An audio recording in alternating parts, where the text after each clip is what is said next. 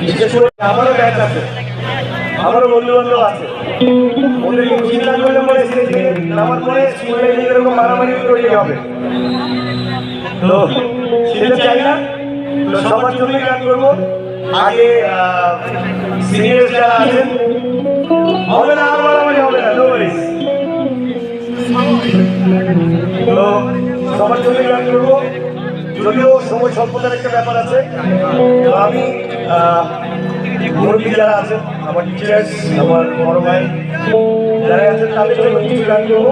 তারপরে আমরা আবার বন্ধু বান্ধব একসাথে মজা করবো। আমার বন্ধুগুলো হাতগুলো একটু দেখি তো, কোথায় কে আছে, ছড়িয়ে ছিটিয়ে সব একসাথে রাখতে হবে। তখন